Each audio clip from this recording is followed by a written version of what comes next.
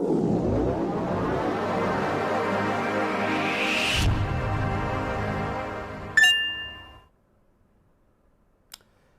आप देख रहे हैं मनी 9 और मैं हूं आपके साथ विशाल शर्मा। मोदी सरकार 1 अप्रैल से यूनिफाइड पेंशन स्कीम यानी यूपीएस शुरू करने जा रही है। बताया जा रहा है कि यह विशेष रूप से उन कर्मचारियों के लिए फायदेमंद है जो रिटायरमेंट के बाद एक निश्चित इनकम चाहते हैं।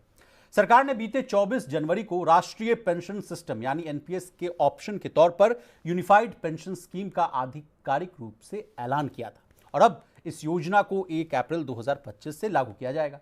अब यूपीएस किन सरकारी कर्मचारियों के लिए लागू होगा?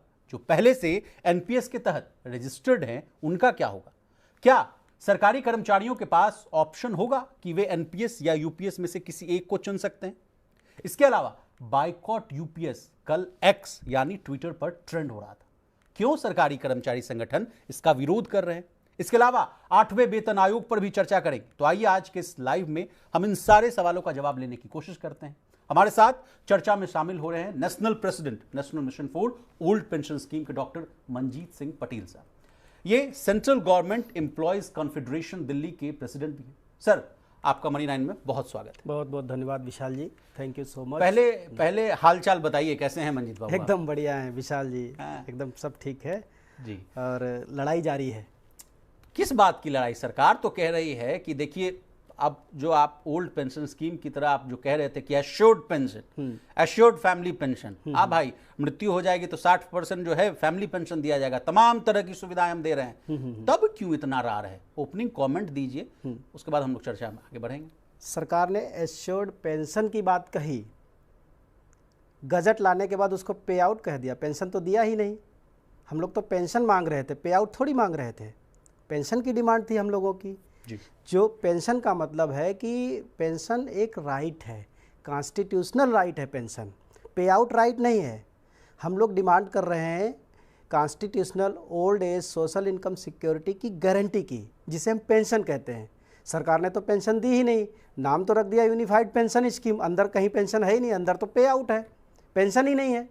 कब उसे कम ज़्यादा कर देंगे, कब उस पर से डीआर हटा देंगे, पे कमीशन देंगे कि नहीं देंगे, जब उनकी मर्जी होगी बदल देंगे। तो पेंशन तो दिया ही नहीं उन्होंने।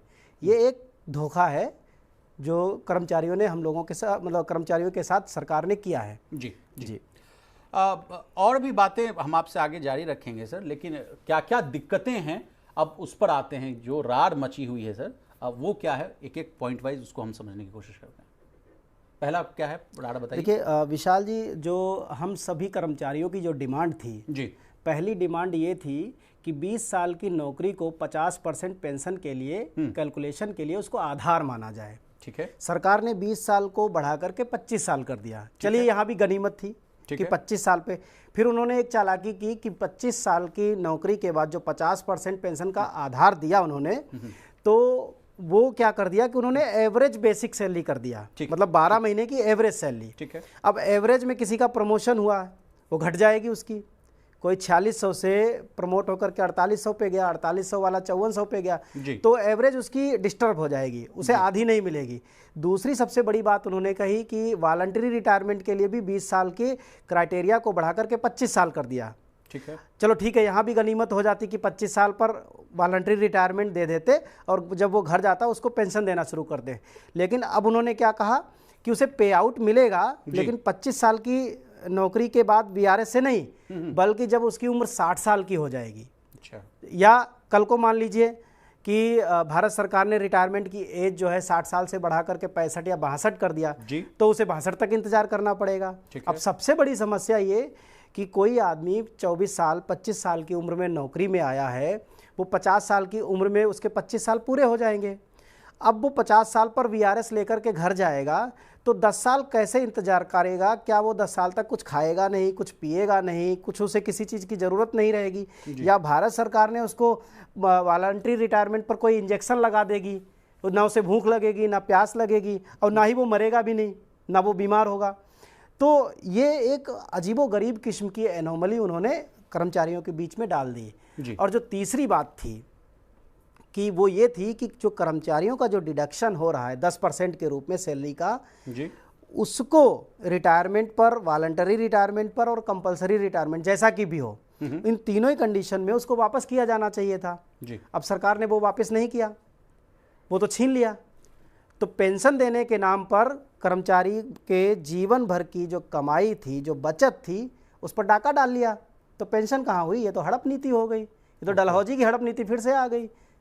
वहाँ शासन प्रशासन राज्य छीना जा रहा था, यहाँ कर्मचारी की जीवन भर की बचत छीनी जा रही है। तो हड़प नीति हो गई। Okay okay okay. तो मतलब आप कह रहे हैं कि एश्योर्ड जो 50% पेंशन वाला मामला है उसका इसलिए विरोध किया जा रहा है। डेथ या डिसेबिलिटी होने पर सरकार ने कहा कि 60% पेंशन मिलेगी जैसा ओपीएस में मिलता था, लेकिन फिर दिक्कत क्या हो गई, इस वाला बात पर हम लोग आपसे चर्चा करेंगे।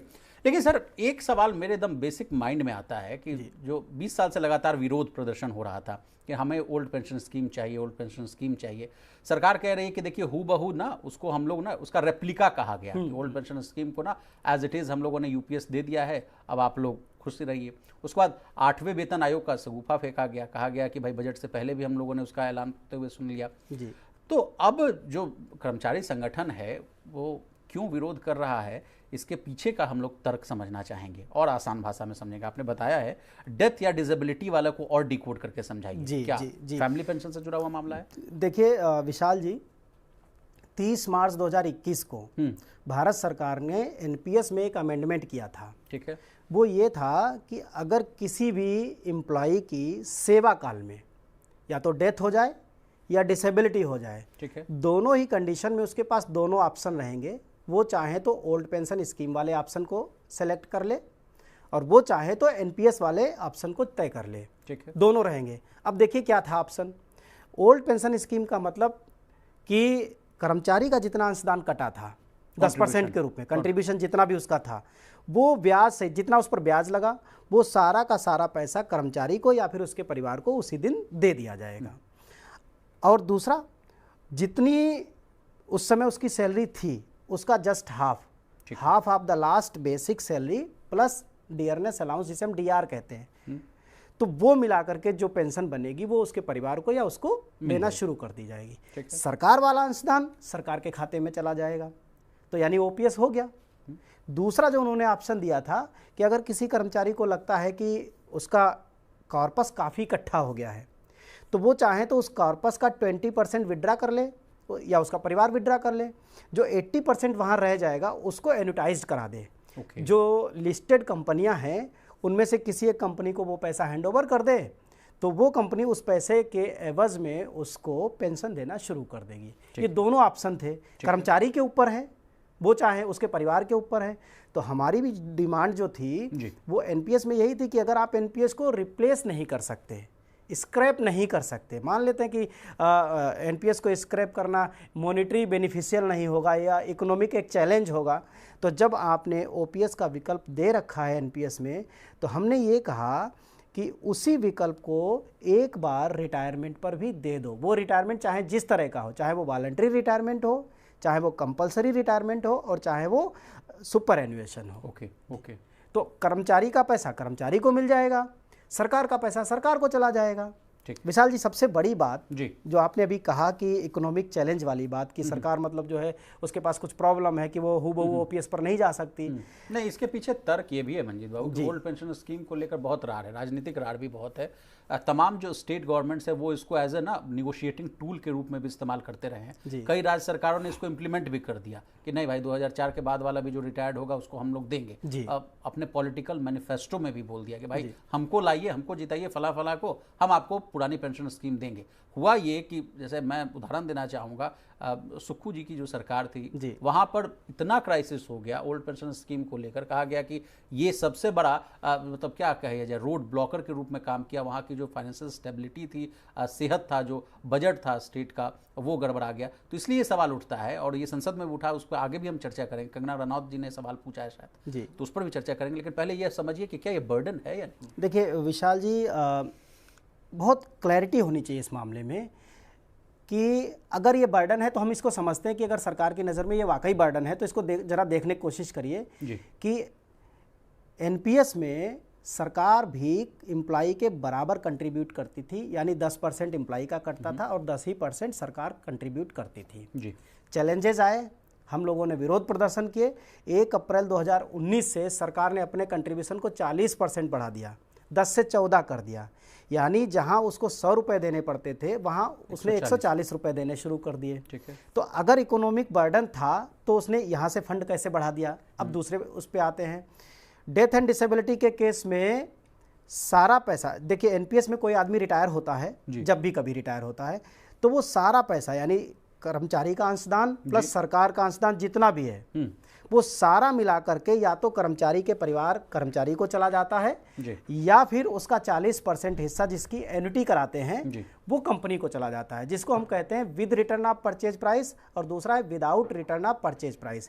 यानी रिटायरमेंट पर अगर 100 रुपये इकट्ठा हुआ तो 100 में से 60 रुपये तो कर्मचारी को उसी दिन मिल जाएगा, 40 रुपये की उसको एन्युटी खरीदनी है जी। वो दो तरह से खरीद सकता है, with return of purchase price जिसमें जो जिस परचेज मतलब 40 रुपये की जो एन्युटी खरीदी वो भी उसके ना रहने के बाद, रिटायरी और उसके स्पाउस के ना रहने के बाद उसके परिवार को नॉमिनी को पूरी की पूरी एन्युटी मनी वापस मिल जाए। दूसरा ये कि उस 40 रुपये को इस तरह से इन्वेस्ट किया जाए कि 40 रुपये से जब तक वो रिटायरी जिंदा है उसको पेंशन मिलती रहे, वो ना रह जाए तो उसके स्पाउस को पेंशन मिलती रहे, वो भी ना रह जाए तो उसके जो नाबालिग बच्चे माइनर बच्चे हैं उनको मिलती रहे, और जब वो भी माइनर ना रह जाएं तो वो पैसा कंपनी का हो जाए। दो तरह। तो मेरा कहने का मतलब है कि जो भी पैसा था वो सरकार को 1 रुपया भी वापस नहीं जाता था। ओके। सारा का सारा पैसा सरकार की जेब से निकला तो या तो वो कर्मचारी के परिवार के पास चला गया या फिर उसका कुछ हिस्सा कंपनी के पास चला गया, सरकार को कुछ नहीं गया जी। तो सरकार ये बताए कि बर्डन कहाँ था। अब हम जो बात कह रहे हैं कि आपने 30 साल 35 साल 40 साल जितने साल तक किसी ने नौकरी की उतने साल तक यूनिफाइड पेंशन स्कीम के माध्यम से आप 18.5% फंड कर रहे हो जी। मोटा मोटा 1/5 पूरी सैलरी का, और वो पूरा का पूरा पैसा आप इसलिए इन्वेस्ट कर रहे हो ताकि बेहतर पेंशन दी जा सके जी। ठीक है, वो पैसा सरकार के पास वापस नहीं जा रहा था। हम ये कह रहे हैं कि आप अपना वाला हिस्सा पूरा का पूरा अपने पास ले जाओ। तो जो पैसा सरकार के पास जा ही नहीं रहा था वो पैसा सरकार के पास जाएगा तो घाटा होगा कि फायदा होगा सरकार को जी। जाहिर सी बात है फायदा होगा। अब अगर देखा जाए वर्ष 2033 से 1 लाख से ज्यादा लोग रिटायर होंगे एक ही साल में। तो 1 लाख लोग जब रिटायर होंगे तो उन 1 लाख लोगों का 14% टोटल कंट्रीब्यूशन में जो आया था सरकार की तरफ से वो सारा का सारा पैसा जब सरकार के पास अगर वापस चला जाए तो सरकार का तो रेवेन्यू जनरेट होगा, नुकसान कहाँ है। हम तो उनका पैसा वापस करने की बात कर रहे हैं। अब यूनिफाइड पेंशन स्कीम के नाम से इन्होंने डाका डालने की कोशिश की कि हम 18.5 देने को तैयार हैं, वो कह रहे नहीं हम लेंगे तो सारा ही ले लेंगे और देंगे तो सारा दे देंगे। ये कौन सी बात हुई? इसका मतलब है कि बीच का कोई रास्ता निकालना नहीं चाह रहे। अब जिन स्टेट्स की आपने बात कही, जो स्टेट्स विलिंग हैं या जिन्होंने मतलब ओल्ड पेंशन स्कीम को रिस्टोर करने की कोशिश की है जी। अब उनके साथ एक समस्या फंस गई कि मान लीजिए हिमाचल प्रदेश ने जो ओल्ड पेंशन स्कीम को बहाल किया तो जो कर्मचारी और जो सरकार का पैसा जो कट करके पीएफआरडीए के माध्यम से एनएसडीएल में चला गया या जो ओपन मार्केट में लग गया पैसा कंपनियों के पास म्यूचुअल फंड के रूप में, इक्विटीज़ के रूप में, शेयर मार्केट में। अब दिक्कत ये है कि वो पैसा सेंट्रल गवर्नमेंट के कंट्रोल में है, वो तो पैसा ब्लॉक हो गया, वो पैसा वापस नहीं जा रहा क्योंकि उसके वापस जाने का कोई प्रावधान सेंट्रल गवर्नमेंट ने बनाया नहीं। उन्होंने तो पेंशन बहाल कर दी। अब मान लीजिए किसी आदमी जो जिसके पास 20 लाख रुपए कंट्रीब्यूशन टोटल इकट्ठा था सरकार का प्लस मतलब एम्प्लॉय का, और उसको ओपीएस में उस स्टेट ने शामिल कर लिया। अब वो 20 लाख तब तक वहीं का वहीं फंसा रहेगा जब तक कि उसकी रिटायरमेंट की एज डेट नहीं आ जाएगी।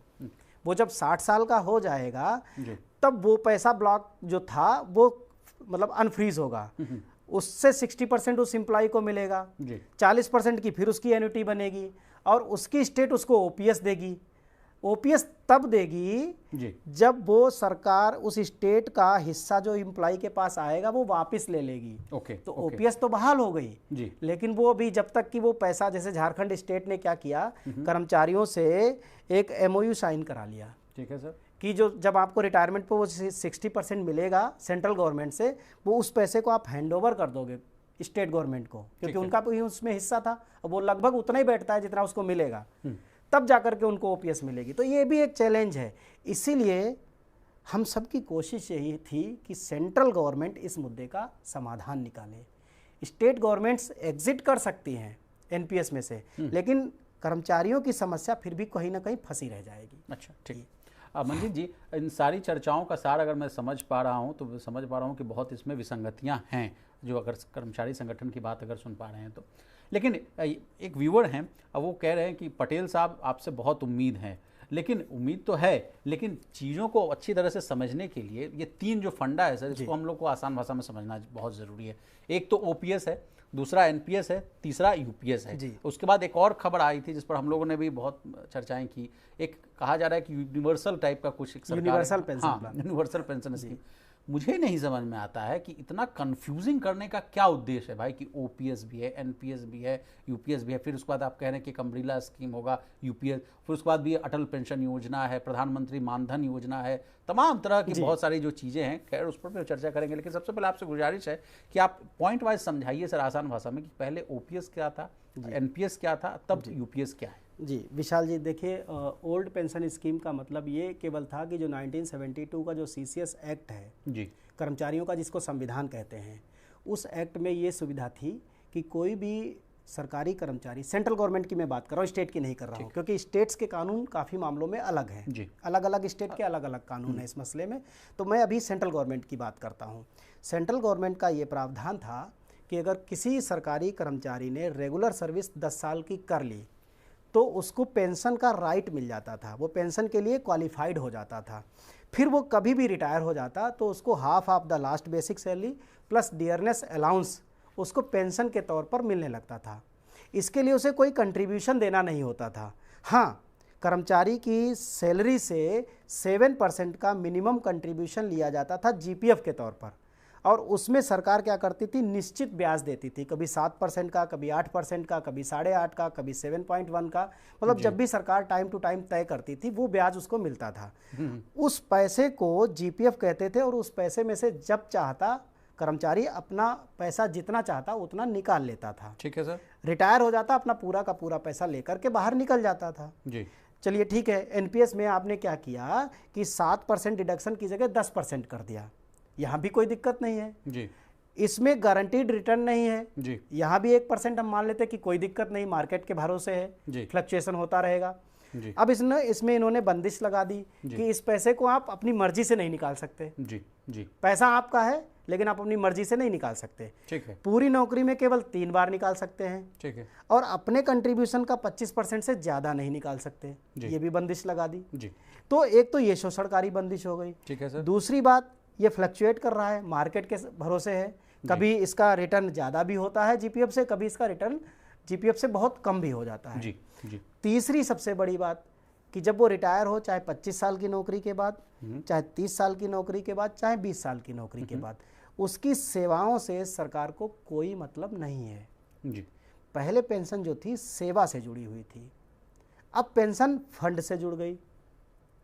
जिसके पास ज़्यादा फंड इकट्ठा हो गया उसको ज़्यादा पेंशन मिलेगी, जिसकी लंबी नौकरी है, जिसकी छोटी नौकरी है, कम दिन की नौकरी है, या जिसकी कम सैलरी वाली नौकरी है, उसके पास फंड बहुत कम है, कम फंड तो कम पेंशन, सिक्योरिटी नाम की चीज़ खत्म। ओके। पुरानी पेंशन सबसे बड़ा अट्रैक्टिव चीज़ हुआ करता था सरकारी नौकरी का कि भाई जॉब सिक्योरिटी रहेगा और एश्योर्ड भाई वेतन आपको मिलता रहेगा, और अगर पुराना पेंशन स्कीम रहे स्कीम तो आपको एश्योर्ड पेंशन भी मिलता रहेगा। आपसे एक आग्रह है कि आप अपना प्लीज मोबाइल चेक कीजिएगा, एक बड़ी खबर आई है, 21 मार्च का नोटिफिकेशन है sir ministry of parliamentary affairs का। ये कह रहा है कि केंद्र सरकार ने सांसदों की सैलरी, दैनिक भत्ते यानी जो डेली अलाउंस है, और उसमें ना बढ़ोतरी की अधिसूचना जो है जारी कर दी है। संसदीय कार्य मंत्रालय की जारी अधिसूचना के अनुसार 1 अप्रैल 2023 से ये संशोधित वेतनमान लागू होगा, यानी रेट्रोस्पेक्टिव है। अगर आप उसको डिकोड कर पाइएगा, केंद्र सरकार ने महंगाई को ध्यान में रखते हुए सांसद सदस्य के वेतन, भत्ते और पेंशन अधिनियम 1954 के तहत वेतन और पेंशन में संशोधन किया है। देखिए कितनी अच्छी चर्चा चल रही थी, पेंशन का बात चल रहा है, और लोग जो है यूनियन जो है विरोध प्रदर्शन कर रहे हैं, हड़ताल की बात चल रही है। 10 जनवरी से ट्रेड यूनियंस कर रही थी विलफुल स्लो डाउन की बात, एनएमडी, ओके माफ कीजिएगा, इन बातों पर हम लोग चर्चा कर रहे थे। लेकिन पेंशन का इधर कर्मचारी जो संगठन है वो विरोध कर रहे हैं, लेकिन उधर देखिए कि जो सांसद हैं, माननीय हैं, उनका जो सैलरी है और जो पेंशन है वो दम धड़ाधड़ बढ़ता चला जा रहा है। 3 दिन पहले के नोटिफिकेशन है। इसको फर्स्ट रिएक्शन दीजिए मंजीत बाबू, ये है क्या? माननीय मोदी जी कहते हैं विशाल जी कि एक राष्ट्र एक विधान। हाँ। 370 खत्म किया। हाँ। क्यों? एक राष्ट्र एक विधान। हाँ। 3 तलाक खत्म किया। हाँ। क्यों? एक राष्ट्र एक विधान। हाँ।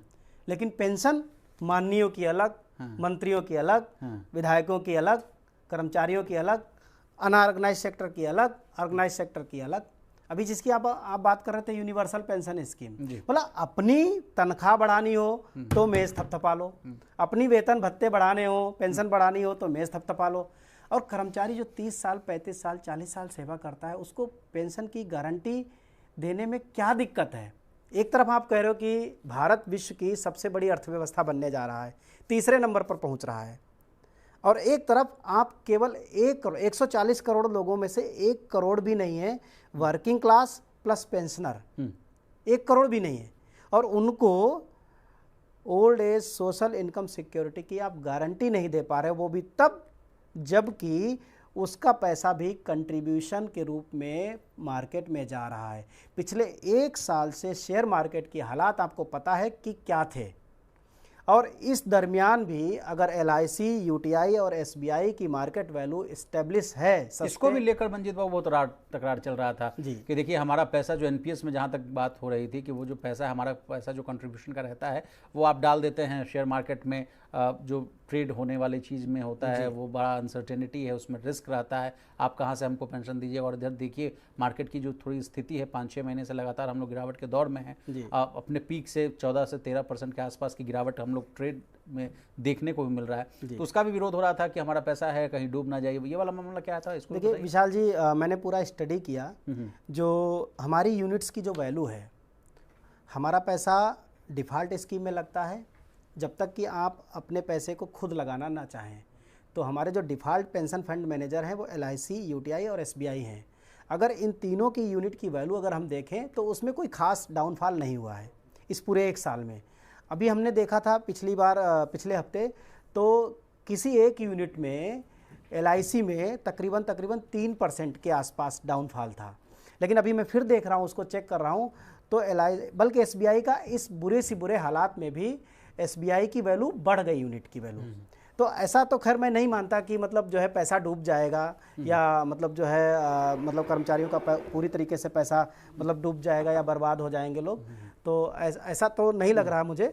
लेकिन ये मसला ज़रूर है कि जब इतने बड़े पैमाने पर 91 लाख से ज़्यादा कर्मचारी हैं और उनका हर महीने लगभग 24% सैलरी के बराबर मार्केट में निवेशित होता है, उससे बड़ी बड़ी कंपनियां पैसा कमाती हैं, तो हमारे उस पैसे पर गारंटीड ब्याज क्यों नहीं दिया जा सकता?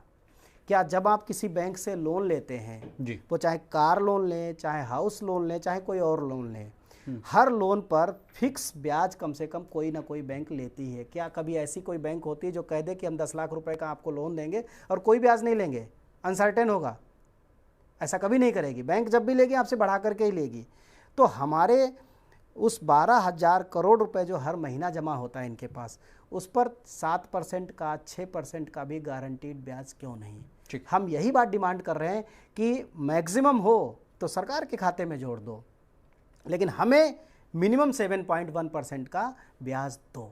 ओके, चलिए आपको थोड़ी राहत देते हैं और उसके बाद 8वें वेतन आयोग पर आते हैं। देखिए हिमांशु पटेल साहब हमारे साथ जुड़े हुए हैं और तमाम लोग जो हमारे, जो आपसे भी आग्रह है, जो भी लोग हमें लाइव देख रहे हैं, अगर आपके मन में किसी भी तरह का सवाल है तो हमारा जो कमेंट सेक्शन है वो ओपन है, वहाँ पर अपने सवाल डालिए, पूछिए, हम कोशिश करेंगे मंजीत बाबू से उसका जवाब लेने के लिए। फिटमेंट फैक्टर पर क्या होगा सर? 8वें वेतन आयोग में ये बातें चल रही हैं। उसके अलावा एक और बड़ी खबर ये है कि 8वें वेतन आयोग को लेकर कहा गया कि संसद वाली जो बात हम आपसे कर रहे थे सर, आज 23 तारीख की रिपोर्ट है, उसमें कहा गया कि वित्तीय बोझ बढ़ाएगी 8वें वेतन आयोग, ये सवाल जो है लोकसभा में सांसद जो है कंगना रनावत और सजदा अहमद खान साहब ने उठाया था। इन्होंने कहा कि देखिए 8वें वेतन आयोग की अगर सिफारिशें मान लेगी मोदी सरकार तो देखिए बहुत उस पर ना बर्डन आ जाएगा और इकॉनमी ऐसे ही थोड़ी सी उहापोह की स्थिति में आजकल है। तो इस पर जो निर्मला सीतारमण हैं, जो वित्त मंत्री हैं, उन्होंने इस पर स्पष्टीकरण मांगा है और उन्होंने इस बात को कहा है कि देखिए ऐसी कुछ बात है नहीं। उन्होंने कहा कि 8वें वेतन आयोग सीपीसी से फ़ायदा मिलने की संभावना है उन लोगों को जो सरकारी कर्मचारी हैं, जो पेंशनर्स हैं, लेकिन उन्होंने ये भी कहा कि ये देखिए ये आकलन करना बड़ा कठिन है अभी, क्योंकि इसके लिए अभी कोई स्टडी नहीं है या कर्मचारी यूनियन या पेंशन भोगी या अन्य स्टॉक होल्डर्स के साथ जो हम लोग परामर्श कर रहे हैं उसके बाद ही इन बातों पर सामने कोई भी जो बात है सामने आ पाएगी। ये भी कहा जा रहा है कि जब TOR ना, टर्म ऑफ रेफरेंस वाली बात है ना मंजीत जी, कि उस पर अगर जो क्लैरिटी आ जाएगी, फिर जो अध्यक्ष उसके बन जाएंगे, उसके बाद जो क्लैरिटी आ जाएगी, कितना देना होगा फिटमेंट फैक्टर, उसके बाद आकलन किया जाएगा कि कितनी वित्तीय बोझ है या नहीं है। लेकिन 8वें वेतन आयोग की बात इसलिए भी की जाएगी कि देखिए 2026 से खत्म हो जाएगा 7वां वेतन आयोग, 10 साल का उसका जो टेन्योर है वो भी खत्म हो गया। और ये कहा जाता है, माना जाता है कि हर 10 साल में ना हर वेतन आयोग को ना रिवाइज किया जाता है, तो इसलिए 7वें वेतन आयोग जो है वो उसका समाप्ति की ओर है और 8वें वेतन आयोग के आगमन का सभी लोगों को इंतजार है। तो सबसे पहले आपसे जानना चाहेंगे सर कि 8वें वेतन आयोग पर हम आपसे लगातार हम लोग स्टोरी करते रहते हैं, लाइव जाते रहते हैं, तो क्या कोई नया अपडेट है मंजीत बाबू, तो उस पर हम लोग प्रकाश डालिए। विशाल साहब, एक बात कहूँगा जी कि सेंट्रल गवर्नमेंट के सभी कर्मचारियों का तकरीबन 29 लाख NPS एम्प्लॉइज़ और 15-16 लाख जो ओल्ड पेंशनर्स हैं उनका, और लगभग 50 लाख पेंशनर्स, तो मोटा मोटा जो 1 करोड़ कर्मचारी है उसका हर महीने अगर एवरेज देखा जाए 10,000 रुपये भारत सरकार खा रही है। अरे कैसे आप? मैं बताता हूँ आपको कैसे। देखिए 7वें पे कमीशन में ये बात कही गई कि जब 50% DA हो जाएगा तो उसको बेसिक में मर्ज कर दिया जाएगा। ये भी सवाल बहुत उठा था। 7वें पे कमीशन में ये बात भी कही गई थी कि पे कमीशन नहीं लाएंगे बल्कि हर 5 साल बाद इनको सेटलमेंट प्लान लाएंगे, बैंकिंग सेक्टर की तरह। नहीं लाए कोई बात नहीं। अब आज तकरीबन 53% डियरनेस अलाउंस है जी। किसी की भी है मंजीत जी 1 जनवरी से। हाँ 1 जनवरी से, हाँ, तो वो मोटा मान करके चलिए 56% हो जाएगा। 3% बढ़ेगा, 2 से 3% ये बढ़ाएंगे सरकार, हमें पता है कि मतलब इस बार उम्मीद है वैसे 3% देंगे ये। ओके। तो यूनिफाइड पेंशन स्कीम का जो इन्होंने गजट निकाला उसमें 3% को एज्यूम करके उन्होंने एग्जाम्पल्स भी दिए हुए हैं। अच्छा। तो हमें लग रहा है कि कहीं ना कहीं जब चूंकि एग्जाम्पल 3% को लेकर के दिया है तो लग रहा है 3% बढ़ाएंगे, उनको पहले से पता है। तो अगर 50% DA को बेसिक सैलरी में अगर मर्ज कर दें, ठीक है, फिर उसके बाद जो 3% DA बचा या जो 6% DA बचा वो दें, प्लस HRA, चूँकि दिल्ली जैसे शहरों में 30% HRA है, तो सेंट्रल गवर्नमेंट में 10%, 20% और 30% XYZ कैटेगरी है जो जी। तो इसको जो ओवरऑल आप देखेंगे तो मैंने अपनी खुद की सैलरी पे देखा 12,000 रुपये से ज़्यादा का अंतर आ रहा है। ओके। मतलब अगर 50% DA को मर्ज कर देते तो 12,000 ज़्यादा सैलरी होती है। अगर छोटी सैलरी वाले को भी देखें तो 8 से 9,000, 10,000 का डिफरेंस वहाँ भी आएगा। उससे छोटी पर देखें तो 6-7 हज़ार का वहाँ भी अंतर आएगा। तो ओवरऑल सरकार तो ये पैसा बचा ही रही है। हम पर जब भी कर्मचारियों को कुछ देना होता है तो न्यूज़ में यही चीज़ें फ्लैश कर दी जाती है कि भारत सरकार के ऊपर बर्डन आएगा। सबसे पहला मेरा सवाल ये है कि भाई अगर बर्डन तो हर जगह आएगा, चाहे वो कर्मचारी की सैलरी हो, चाहे वो नेता मंत्री विधायक की सैलरी हो, चाहे जज की सैलरी हो, चाहे ब्यूरोक्रेट्स की सैलरी हो, और चाहे ऑर्गेनाइज सेक्टर में हो, चाहे अनऑर्गेनाइज सेक्टर में हो, तो क्या करें कि सैलरी देना ही बंद कर दें सबको? सैलरी तो जो आधुनिक जीवन है, जो मतलब जिसको कहते हैं कि HDI ह्यूमन डेवलपमेंट इंडेक्स है, उसके हिसाब से सैलरी तो सबके लिए ज़रूरत है ना। आप सारी चीज़ें क्या फ्री तो नहीं कर दोगे? तो ये जो तकिया कलाम है कि बोझ आएगा बोझ आएगा बोझ आएगा, ये हमेशा यही बात होती है। तो इसे बोझ कहना ही गलत है। पब्लिक के मन में बैठ जाता है कि ये तो बोझ आएगा, ये तो बोझ आएगा, तो किस पे बोझ आएगा? लेकिन सरकार ने आप लोगों के बोझ को कम भी तो किया सर। इस बार के बजट में 12 लाख तक की कमाई को टैक्स 0 किया। अगर आप सैलरीड हैं तो 12.75 लाख तक की कमाई को। विशाल जी, अभी जो 12.75 जिसकी आप बात कर रहे हैं उससे भी कोई लाभान्वित नहीं हुआ है। अब जो सेशन चलेगा अप्रैल से, 1 अप्रैल से नया वित्त वर्ष, तब तक पे कमीशन आ जाएगा। पे कमीशन ड्यू है, उसमें रहेंगे कितने लोग बचेंगे उस स्लैब में। तो ये बड़ा अच्छा कोरिलेशन है, इसको भी समझाइए कि क्या आप मान रहे हैं कि सभी का जो वेतन है वो क्या 12 लाख के ऊपर सरपास कर जाएगा अधिकतम लोगों का? देखिए जो हमारी एक्सपेक्टेशंस हैं, जो मिनिमम जो बेसिक सैलरी है 18,000 रुपये है, तो हम उसको मान करके चल रहे हैं वो 40,000 से ऊपर जानी चाहिए। अच्छा, अगर हम मिनिमम उसको 40,000 मान के चलते हैं तो आप देख लीजिए कि तकरीबन 5 लाख रुपए होता है basic salary, plus DA, TA, HRA और बाकी दूसरे भत्ते। ठीक है, ये सारा मिलाकर के तो जो 12,75,000 वाली जो भीड़ है वो छट के 1/3 रह जाएगी। अच्छा, आज की डेट में जो है तो 1/3 लोगों को बेनिफिट होगा। अभी उसका जो ढिंढोरा पीटा गया है कि 90% लोग उसमें आ जाएंगे, आज की डेट में उसमें बहुत सारे लोग आते हैं, लेकिन जब ये इम्प्लीमेंट होगा उस समय ये डेटा घट जाएगा, बहुत कम लोगों को बेनिफिट होगा।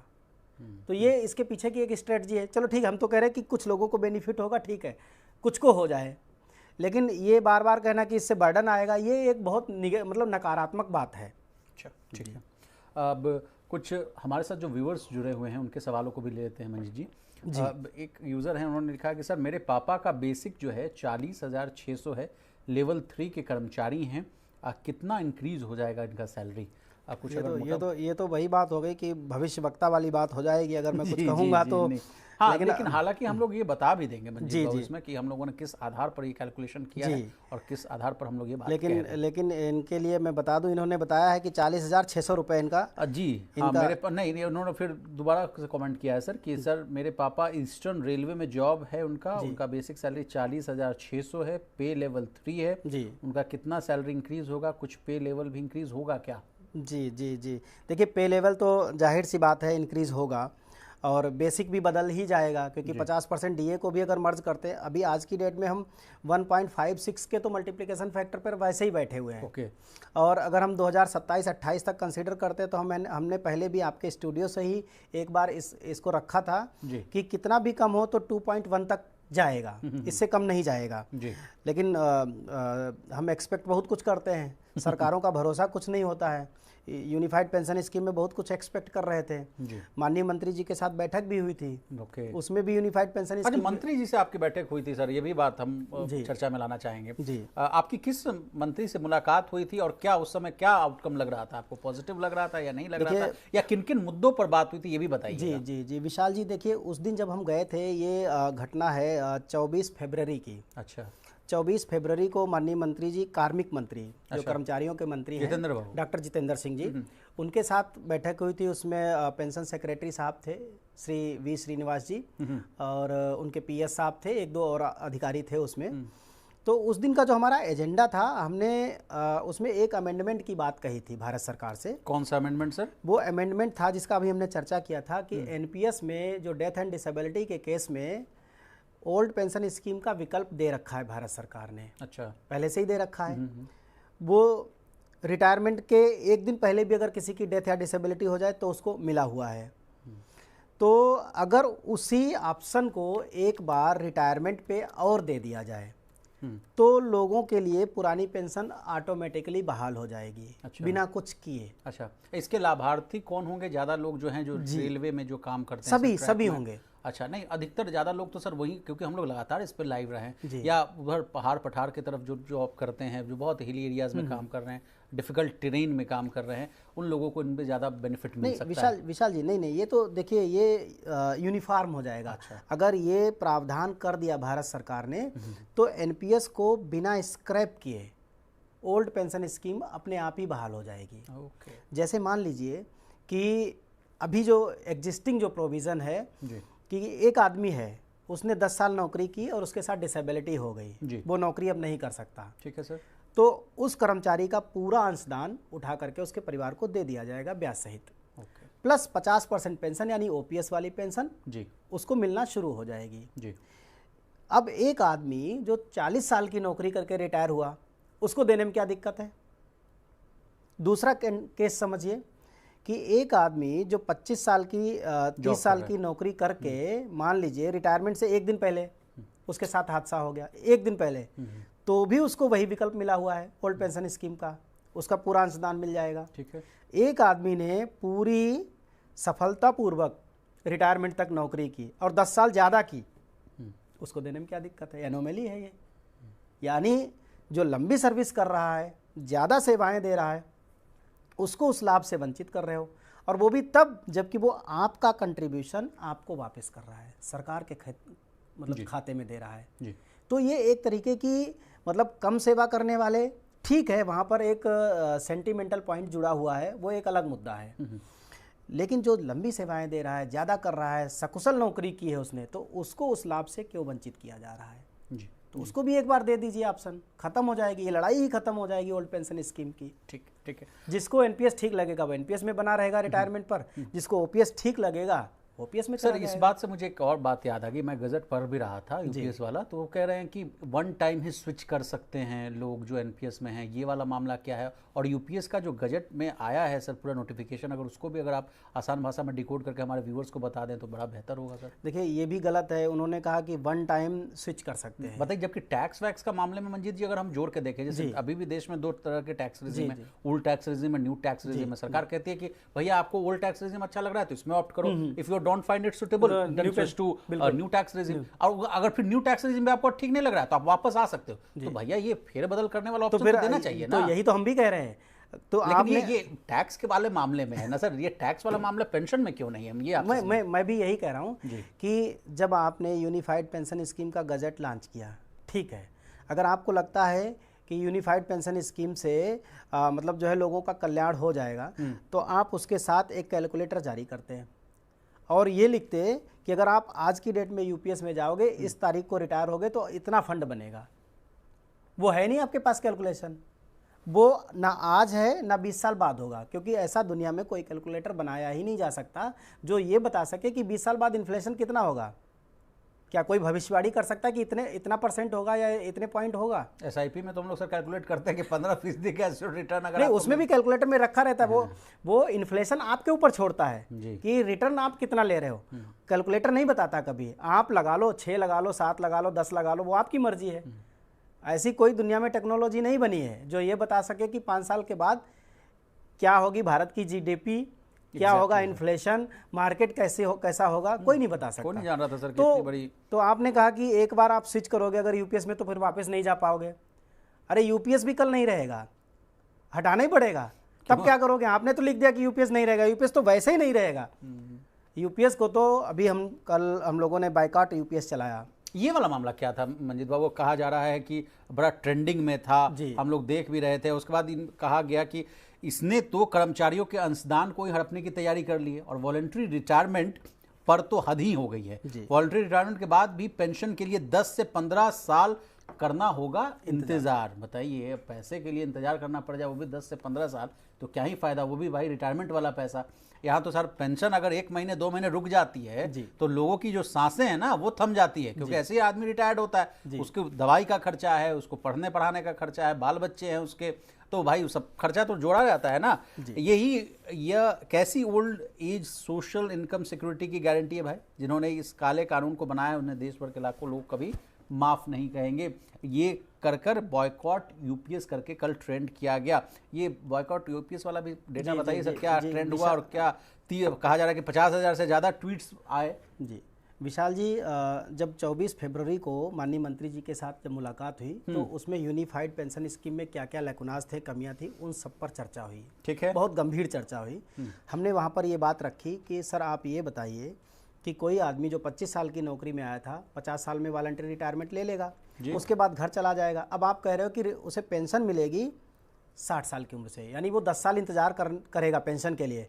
अब आप ये बताओ 10 साल बाद जब उसे पेंशन मिलेगी तो भी बेसिक उसका 10 साल पहले वाला होगा। अच्छा, क्या वो सफिशिएंट होगा? इस बीच अगर वो मर जाए क्या गारंटी है? तो इसको लेकर के और कोई नहीं जानता कि कल यूपीएस बेनिफिशियल होगी या नहीं होगी। और दूसरी सबसे बड़ी बात है, यूनिफाइड पेंशन स्कीम में एश्योर्ड पे आउट, पेंशन नहीं पे आउट, गजट में क्या है मंजीत बाबू? मैं भी नहीं समझा। देखिए विशाल जी, पे आउट एक केवल पे आउट तो हम जैसे बैंकिंग ट्रांजैक्शन से समझते हैं कि जी, भाई जी। हमने अगर किसी जैसे शेयर मार्केट से हम इसको जी, तुलना जी। करें, डीमैट खाते में मेरा पैसा है, अगर हमको ट्रेड नहीं करना है, मान जी। लीजिए 1,000 रुपये हमको निकालना है, जी, जी। तो उसमें टर्म यूज होता है कि payout from Payout। Your this broking firm जी। To the bank. जी। तो भाई हमको ब्रोकिंग फर्म में जो इसमें पैसा है 1,000 रुपये हम पे आउट करके अपने बैंक में आ गए, तो क्या यही पे आउट है देखिए क्या? बिल्कुल बिल्कुल यही पे आउट है। क्योंकि देखिए पेंशन, आप बोलते हैं पेंशनर, हाँ, पेंशनर का मतलब जिसको पेंशनर बोला जाता है उसकी भारत सरकार के ऊपर लायबिलिटीज़ हैं, अच्छा। क्योंकि वो पेंशनर है। इसका मतलब है कि उसने देश के लिए, राज्य के लिए, विभाग के लिए कुछ वर्ष तक सेवाएं दी हैं, उसके एवज में उसको ये सिक्योरिटी मिली हुई है सामाजिक रूप से, हाँ। आर्थिक रूप से। जी बिल्कुल, जिसे हम old age social OSS, old age social income security कहते हैं, वो मिली हुई है। जब आपने पे आउट कह दिया, अब वो पेंशनर नहीं है, अच्छा, वो पे आउट है, उसको आपने एश्योर्ड पे आउट दिया है, जब मर्जी होगी आप नहीं देंगे, वो चैलेंज नहीं कर सकता आपके किसी प्रोविज़न को। धीरे धीरे पे आउट भविष्य में। हाँ भविष्य में क्या है, वो पेंशनर है ही नहीं ना, तो वो कैसे कहेगा मुझे तो गारंटी मिली हुई है old age social income security की, क्योंकि गारंटी तो नहीं क्या है। इसको मैं इस चीज से जोड़ूं क्या, संविदा कर्मी वाला हाल है क्या? जैसे संविदा कर्मी से कह सकते हैं कि भाई हम इस चीज के लिए डिमांड ही नहीं कर सकते क्योंकि मैं गवर्नमेंट बिल्कुल बिल्कुल, आप ऐसे से कैसे जोड़ दें बिल्कुल, क्या? ये कंट्रैक्चुअल हो गया कि हमारा आपका कॉन्ट्रैक्ट था, आपने 20 साल 30 साल नौकरी की, हमने ये कॉन्ट्रैक्ट किया था, आपको हम इतना पे आउट देंगे। अब देखिए पूरे यूनिफाइड पेंशन स्कीम के गजट में इसीलिए पे कमीशन शब्द का इस्तेमाल नहीं किया गया है। क्यों? क्योंकि आज जो आपको पे आउट मिलेगा वो अगले 10 साल के बाद जब पे कमीशन आएगा वर्किंग क्लास के लिए, तो उसमें ऐड नहीं करेंगे पे कमीशन को, तो जाहिर सी बात है उनका वो पे आउट चैलेंज नहीं कर पाएगा। कोई भी कर्मचारी जो रिटायरी है वो चैलेंज नहीं कर पाएगा, क्योंकि वो क्या है, पेंशन नहीं है। वो कैसे चैलेंज करेगा कि मुझे भी पे कमीशन? अभी जो रिटायर हो चुके हैं या होंगे, जो ओपीएस वाले लोग हैं, वो जब भी पे कमीशन, जैसे अभी 8वां पे कमीशन आएगा तो ये रिटायरीज को भी मिलेगा बेनिफिट। लेकिन यूपीएस में रिटायर होने वाला आदमी उस पे कमीशन के लिए डिमांड नहीं कर पाएगा, चैलेंज नहीं कर पाएगा उसको। तो इसके लिए हम लोगों ने कल बाइकॉट यूपीएस चलाया। अच्छा, कैसा रिस्पांस रहा? रिस्पांस अच्छा रहा। कल हमने बिना किसी तैयारी के और अचानक से हमने परसों डिसीजन लिया अच्छा। कि अब हद हो गई है, चूँकि जब पूरा इसको समझा यूपीएस के गजट को जी। कि अब इसके खिलाफ हमें मुहिम छेड़नी होगी, तो कल से हमने शुरुआत की है। 13 अप्रैल को लखनऊ में करेंगे धरना प्रदर्शन, बड़ा एक प्रोग्राम करेंगे, और उसके बाद 13 अप्रैल को ही हम तय करेंगे कि दिल्ली में अगला आंदोलन कब होगा, कितना बड़ा होगा। अच्छा, चलिए बढ़ते हैं 8वें वेतन आयोग को, क्योंकि अब शो को वाइंड अप भी करना है सर। तो अब 8वें वेतन आयोग पर 5-10 मिनट चर्चा कर लेते हैं। देखिए अनुराग गुप्ता साहब हमारे साथ जुड़े हुए हैं, कह रहे हैं कि सर क्या एक्रॉयड फार्मूला में भी बदलाव किया जाएगा? सबसे पहले आपसे समझना चाहेंगे एक्रॉयड फार्मूला है क्या, उसमें क्या बदलाव की बात की जा रही है? एक्रॉयड फार्मूला 2007 मतलब जो 7वां जो पे कमीशन है जी, तो इसमें आया था 2016 में। अच्छा। तो उन्होंने न्यूट्रिशन वैल्यू को ध्यान में रख करके सैलरीज तय करी थी, सैलरीज बनाई थी उन्होंने जी। उसी में ये मिनिमम सैलरी 18,000 का कॉन्सेप्ट आया था। तो वो क्या किया था, उन्होंने एक मल्टीप्लिकेशन फैक्टर दिया था 2.57 का, जितने भी लेवल थे 1 to 18 लेवल, सभी में 2.57 का मल्टीप्लिकेशन फैक्टर डाल करके वो बेसिक सैलरी सबकी बनाई गई थी जी। वो एक्रॉयड फार्मूला कहलाता है। अच्छा। तो अभी फिलहाल वही फिटमेंट फैक्टर भी है क्या मंजीत जी? बिल्कुल, fitment factor, multiplication factor, Aykroyd factor, उसको बहुत सारे अलग अलग नाम बोलते हैं उसको, लेकिन ओवरऑल वो मल्टीप्लिकेशन फैक्टर है जिसको बेसिक सैलरी से मल्टीप्लाई किया जाता है। तो 90% से भी हालांकि ज़्यादा चांसेस हैं कि वही मल्टीप्लिकेशन फैक्टर ही आएगा जो इस पूरी टेबल को, जिसे हम पे मैट्रिक्स कहते हैं, उसको रिप्लेस कर देगा। ठीक है। रविंदर सिंह साहब हमारे साथ जुड़े हुए हैं, ये लिख रहे हैं कि बीजेपी सरकार कर्मचारी को गुमराह कर रही है, हमारे पैरामिलिट्री फोर्सेस के जवानों को पुरानी पेंशन व्यवस्था बहाल होनी चाहिए। पुरानी पेंशन योजना तो चलिए उस पर चर्चा करेंगे सर, लेकिन पैरामिलिट्री फोर्सेस भी हमारे साथ लगातार जुड़ते रहते हैं मेरे लाइफ में। वो कहते रहते हैं कि विशाल जी मैं तो 20 से 25 साल की नौकरी ही कर पाता हूँ, क्योंकि हम लोग में अर्ली रिटायरमेंट वाला मामला है। जी जी, हम लोग बहुत बुरी तरह से इसमें पिट जाएंगे।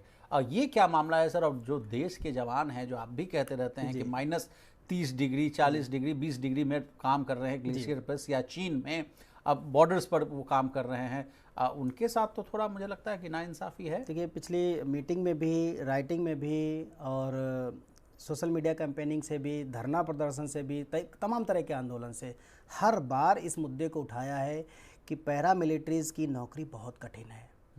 वो लोग 17-18 साल 20 साल की उम्र में नौकरी में आ जाते हैं और अपनी जवानी का मैक्सिमम जो अधिकांश हिस्सा है जी, वो वहाँ कठिन से कठिन परिस्थितियों में ये लोग बिताते हैं।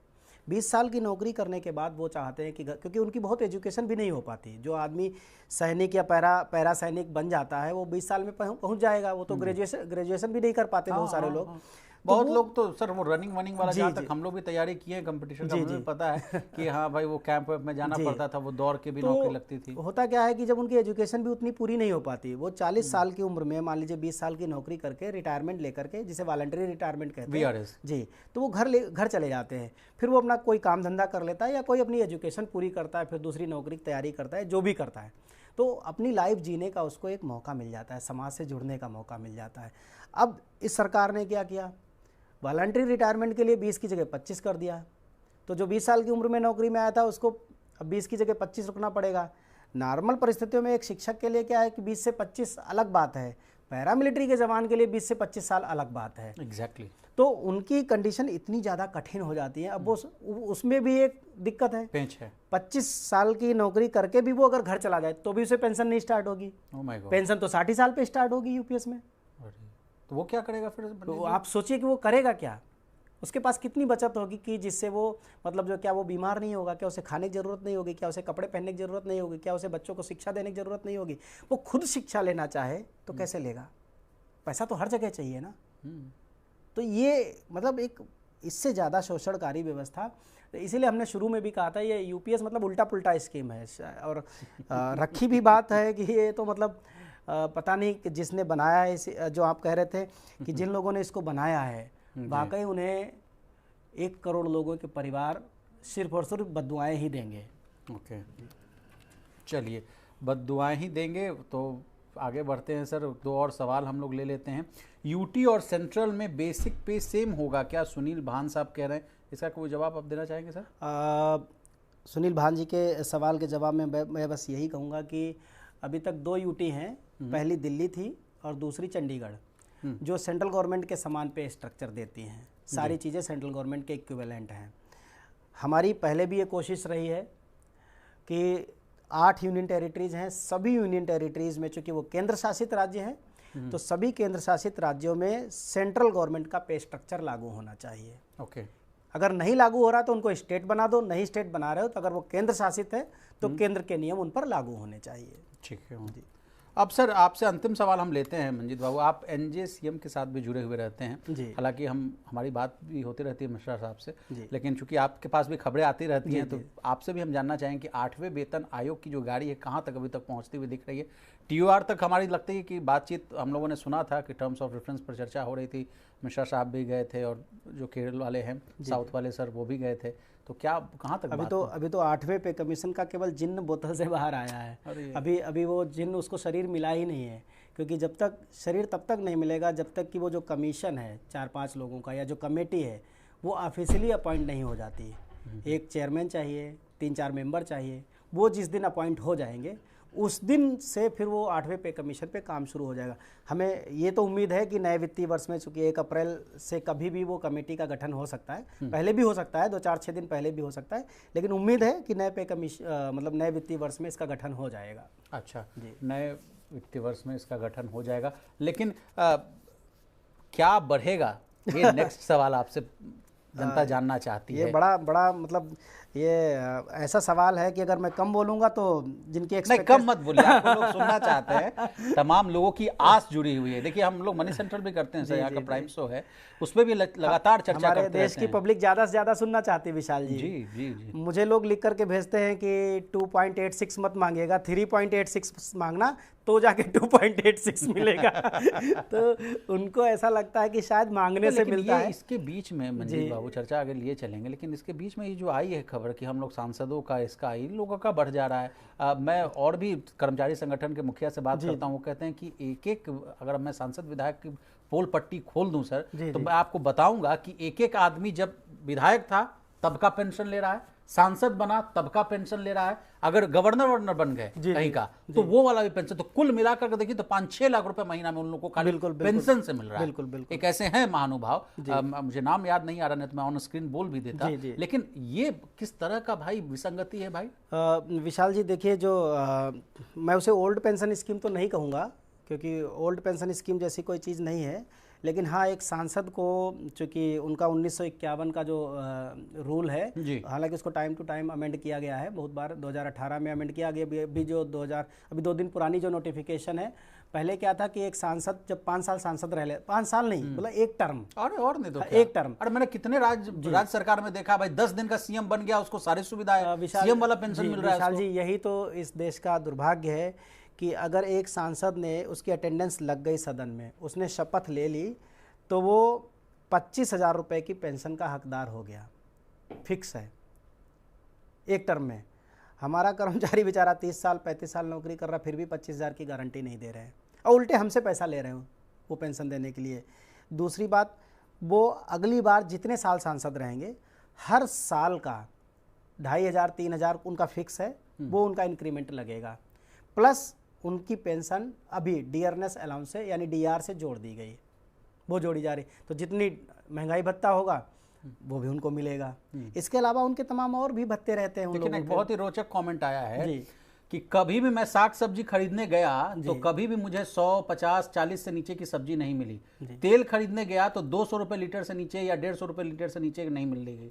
लेकिन जब डीए मिलता है मुझे तो 2% मिलता है, 3% मिलता है। ये किस आधार पर गणना हो रही है? All India consumer price index की आप बात कर रहे हैं ना सर, उसी के आधार पर डीए के कैलकुलेशन होता है। ये किस तरह से बने, भाई सारा सवाल उठ जा रहा है सर इसके कैलकुलेशन मेथड पर। मैं तमाम अर्थशास्त्रियों से भी बात करता हूं, अरुण बाबू जेएनयू वाले हैं, उनसे भी बात करता हूं, वो भी कहते हैं कि विशाल जो आईआईपी के नंबर आए हैं, मान लीजिए प्रोडक्शन के जो आंकड़े आए हैं, जो महंगाई के आंकड़े, कभी 1-2 तिमाही पहले के अगर हमने आंकड़े को दिखा लूं सर, तो वो 6% के ऊपर था महंगाई दर। यानी जो आरबीआई के द्वारा जो तय मानदंड है 4% का इन्फ्लेशन होना चाहिए, मैंने महंगाई होना चाहिए, प्लस माइनस उसमें 2 अंक का कर सकते हैं। या तो आप बहुत नीचे आ जाइए तो 2% आ जाइए, ज्यादा आ जाइए तो 6%। 6 के ऊपर थे। अभी हालांकि हम लोगों को कुछ राहत मिली है, हम लोग 3.6% के आसपास हमारे देश की महंगाई दर है, काबू में भी है। लेकिन जनता तो लिख रही है कि भाई हम कोई भी सामान, आटा 40 रुपए है, सब्जी हम लेने जा रहे हैं 40 रुपए के आसपास है, तो किस आधार पर हमको कंपनसेट किया जा रहा है? हाँ, ये एक बहुत बड़ा सवाल है विशाल जी, क्योंकि भारत क्या है ना कि भारत के अंदर बहुत सारी दुनिया है। इंडिया और भारत की बात कर रहे हैं? नहीं, इंडिया और भारत की बात नहीं कर रहा हूँ। एक्चुअली भारत वैसा देश नहीं है जहाँ एक समान महंगाई हो। जम्मू कश्मीर आप चले जाओगे तो आपको कुछ अलग तरह की फीलिंग आएगी, बिहार में चले जाओगे तो कुछ अलग तरह की फीलिंग आएगी आपको, किसी छोटे शहर में जाओगे तो आपको कुछ और महंगाई आएगी। तो जो उनका जो भैया का जो सवाल है कि मतलब जब वो आटा लेने जाते हैं, तेल लेते हैं, तो ऐसे इतने पैसे का मिलता है, तो आखिर महंगाई 2% 3% क्यों बढ़ती है, डीए क्यों बढ़ रहा है? जी।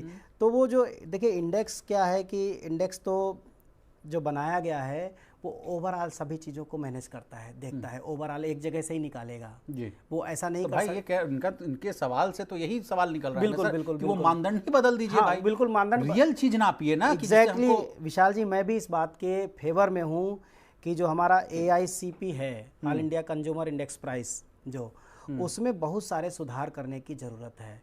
उसमें केवल महंगाई नहीं, उसमें कुछ और चीज़ों को भी जोड़ने की ज़रूरत है। केवल कंज्यूमर जो प्राइसिंग है, उसके अलावा भाई आपका जो लिविंग स्टैंडर्ड है आज की डेट में, वो केवल खाना खाने से नहीं आता है। लिविंग स्टैंडर्ड के लिए बहुत सारे अभी आपको इंटरनेट चाहिए, आपको आज हाई इंटरनेट स्पीड वाला चाहिए, आपको इलेक्ट्रॉनिक गैजेट्स की आपकी ज़रूरत बढ़ गई है, आपको ट्रांसपोर्टेशन आपका बदल गया है। पहले लोग कारों से नहीं चलते थे, अभी सरकार ने क्या किया, सरकार की एक पॉलिसी आ गई, इसको समझने की ज़रूरत है जी। कि जब आप पेट्रोल और डीजल कार खरीदते थे, जो गाड़ी 4 लाख की थी, अब सरकार, अरे बाइक देखिए ना मंजित, वो 50-55 हजार में तो मैंने ही 2011 में हीरो होंडा ग्लैमर खरीदा था। आज वो कटने वाली है, 15 साल उसके पूरे हो जाएंगे 1 साल में, उसके बाद अभी मैं खरीदने जाऊं तो 1.5 लाख रुपए की आ रही है। वही बात मैं कह रहा हूँ। कार जो है स्कॉर्पियो 7 लाख 8 लाख में आ जाती थी, वो आज 20 लाख से कहीं नहीं नीचे नहीं मिल रही है। इतना बेतहाशा वृद्धि, और ऊपर से डीए बढ़ रहा है 3%। तो विशाल जी, मैं जो कहना चाह रहा हूँ उसमें भी मैं ये बात कह रहा हूँ कि जो स्कॉर्पियो के तो रेट बढ़ ही गए हैं, सरकार ने शिफ्टिंग शुरू कर दी पेट्रोल और डीजल से इलेक्ट्रिक शिफ्टिंग, वहां सीधे सीधे 40% बढ़ गया। जो कार आपको 10 लाख रुपए की मिल रही थी, अब वो शिफ्टिंग हो गई इलेक्ट्रॉनिक पे, इलेक्ट्रिसिटी पे, बैटरी पे, तो वहां से 10 से सीधे सीधे 14 लाख पे पहुंच गई। तो वो भी तो खर्चे कहीं ना कहीं आपकी सैलरी आएंगे ना। जब आप शिफ्टिंग कर रहे हो तो शिफ्टिंग के हिसाब से लोगों की सैलरी में इजाफा करिए, वो चाहे प्राइवेट सेक्टर हो चाहे गवर्नमेंट सेक्टर कोई भी हो, महंगाई सबके लिए एक जैसी है। तो जो AICP है, जो all India consumer index price है, उसमें भी कुछ और इंडेक्स को जोड़ने की जरूरत है। एग्जैक्टली। चलिए सर, अब वाइंड अप करते हैं, 1-2 मिनट है आपके पास। बिल्कुल। पूरे चीज़ों को अगर आप कंक्लूड करना चाहें सर तो कैसे देखें? एक तो पहले आप बताइएगा बॉयकॉट यूपीएस वाला भी मामला समझाइए, उसके बाद 8वें वेतन आयोग पर आप पूरे शो को कंक्लूड कर दीजिए। देखिए, यूनिफाइड पेंशन स्कीम मैं फिर आपके चैनल के माध्यम से भी कहूँगा कि अगर आपका रिटायरमेंट 2-4 महीने में नहीं है तो बिल्कुल भी यूनिफाइड पेंशन स्कीम को एंडोर्स करने की, ऑप्ट करने की जरूरत नहीं है। तो मतलब वो एनपीएस में ही बने रहे हैं? एनपीएस में बने रहिए। अच्छा। बिल्कुल। जो सरकार कह रही है कि यूपीएस के गजट में कि एक बार ही स्विच कर सकते हैं, वो स्विच ना करें। हाँ, बिल्कुल भी ना स्विच करें। हाँ। दूसरी बात है, जो रिटायर हो चुके हैं उनका केस अलग है, या जो बिल्कुल अभी रिटायरमेंट पे बैठे 2-4 महीने में, उनका केस अलग है, क्योंकि उनको 200-400 रुपये की पेंशन आ रही है, तो उससे कुछ बेहतर हो जाएगा कि चलो ठीक है, वो एश्योर्ड पेंशन कुछ पे आउट ले लेंगे। कई लोग हैं जो मुझे फ़ोन करते हैं क्योंकि उनको 5-5 साल हो चुका है रिटायर हुए एनपीएस में, और 1000-1200 रुपये की पेंशन मिल रही है, तो उनका केस अलग है। दूसरा, पे कमीशन को लेकर के हम लोग पूरी मैंने पहले भी बताया कि हम पूरा फाइल तैयार कर रहे हैं। जो जो ज़रूरी चीज़ें हैं उनके लिए हम पूरी मतलब जो स्टडी कर रहे हैं, और स्टडी बेस्ड उनको हम अपने मतलब सजेशंस देंगे पे कमीशन के सामने। तो उसमें तो बहुत जल्दबाजी नहीं कर सकते। वो जब पे कमीशन गठित होगा, फिर काम करेगा 4-6 महीने, फिर उसका टाइम होगा जब हम हमसे मांगे जाएंगे, उस समय हम अपने सुझाव देंगे। तो उसमें मल्टीप्लिकेशन फैक्टर है। सबसे बड़ी बात है, मैं एक कहूँगा कि दिल्ली के कर्मचारियों के लिए, ठीक है, क्योंकि दिल्ली जैसी और भी यूनियन टेरिटरीज़ हैं, रिटायरमेंट के बाद यहाँ 2 तरह की हेल्थ स्कीम है, एक DGHS, एक CGHS।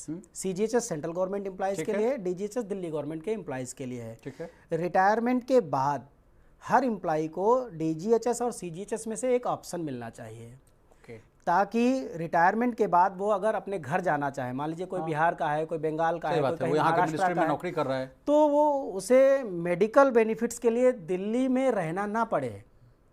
लोग जाना चाहते हैं, दिल्ली से लोड कम हो सकता है, वो नहीं जा पाते क्योंकि बुढ़ापे पर सबसे इंपॉर्टेंट चीज़ है मेडिकल फैसिलिटी, वो उन्हें वहाँ मिलेगी नहीं। उसके लिए अगर बुखार भी आ गया तो वो तो दिल्ली में दिखाना पड़ेगा उनको, इमरजेंसी के अलावा। तो DGHS और CGHS में से एक ऑप्शन रहना चाहिए रिटायरमेंट के समय, वो 2 में से एक को ऑप्ट कर ले रिटायरमेंट के बाद। चलिए, आपका बहुत शुक्रिया मंजीत बाबू, आपने अपना कीमती समय मनी 9 को दिया। तमाम विषयों पर आपने जो है बहुत ही आसान भाषा में विस्तार से हमारे व्यूअर्स को समझाने की कोशिश की। तो इसी तरह देश, दुनिया और बिजनेस जगत से जुड़ी तमाम ताज़ा तरीन खबरों के लिए बने रहिए हमारे साथ और देखते रहिए मनी 9।